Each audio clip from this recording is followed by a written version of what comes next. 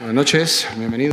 Good evening, welcome. We'll start a press conference. Please remember one question per intervention and please identify yourself and the company that you represent. Hello, Carlo. To your left, standing up. How are you? Anton Meana, live for Carrusel Deportivo Cadena Ser. If you are lucky and the football for your team to classify next week in London to qualify for the semi-finals of Champions, it will be your fourth semi-finals in 4 seasons as coach from Real Madrid. What does that information give you? It's an information that we have to achieve to have a full match as we did tonight. Tonight was a full match. We suffered, especially at the beginning and afterwards. We had to take the advantage. We did. But we know that we have to suffer again because Chelsea, it's a very good team with very good players. And we have to fight for another 90 minutes. Good evening. From Marca, you were talking about it a bit. You have the feeling that you could have finished it up or to have a better result. You may think that with 10 we could have pushed a bit more. Truth to be told, 11 on 11, we have a lot of energy to recover the ball, to press up. We did quite well, but at the end we were missing a bit of energy to try and find a better solution. Regarding today's match, we have to be satisfied, and although we have 90 more minutes to repeat this match, it's also good. Hello, coach from Onda Zero. With the weak Fede had, which was quite complex and because of the other match, and my opinion is that today was one of the best matches from Real Madrid. He stole 1,000 balls and he was all over the place. Were you expecting that reaction? I agree. Federico was the best in the pitch. A lot of energy, paying a lot of attention in his position, defensive part. With Kroos, he handled quite well, especially after the first 10 minutes. We changed a bit the positioning behind. And he was amazing in the recovery. Hello, Carlo. Militao, Ruiz, Cadena Cope. Congratulations on the win.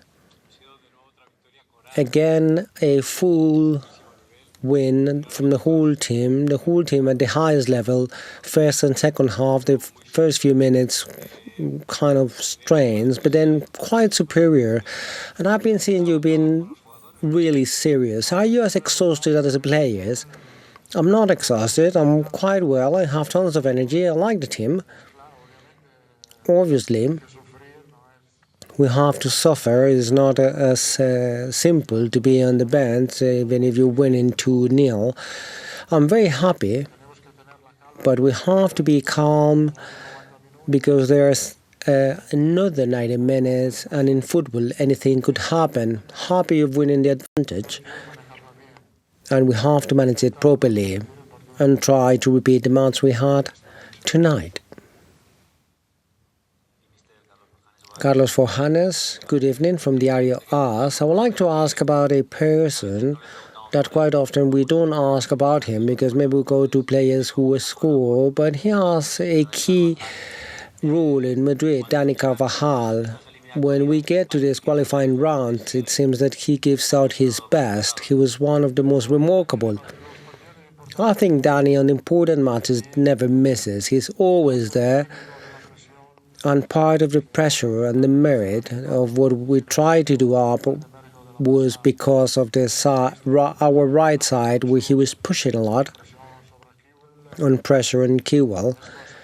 And that worked quite well. And on these kind of matches, Dani is right there.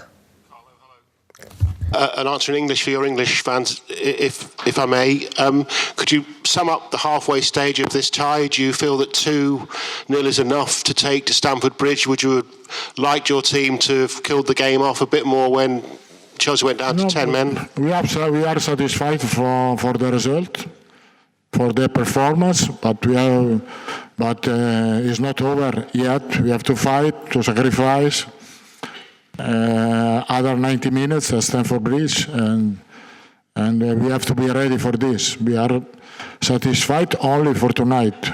It's not over yet, and we know really well that Chelsea will try to put everything next week. ¿Qué tal, Carlo?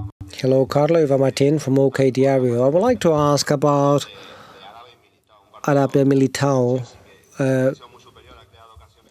Chelsea had some dangers, and then you got Rodrigo. To having three midfielders of that level allows you to be quite calm, right? That's right.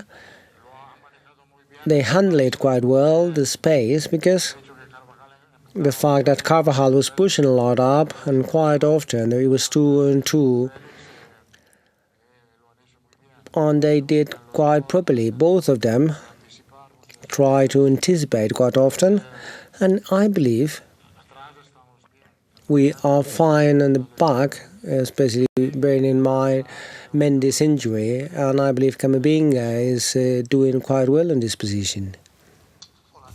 Hello, Carlo. Good evening. Olivier Lorenzo from El País. You repeated the starting 11 from Camp Nou with Camavinga behind, with no more defensive midfielder specific or specialist, let's say, in that position, and Rodrigo up. So it seems quite a coachy 11. What do you want with this lineup? Thank you. With this 11.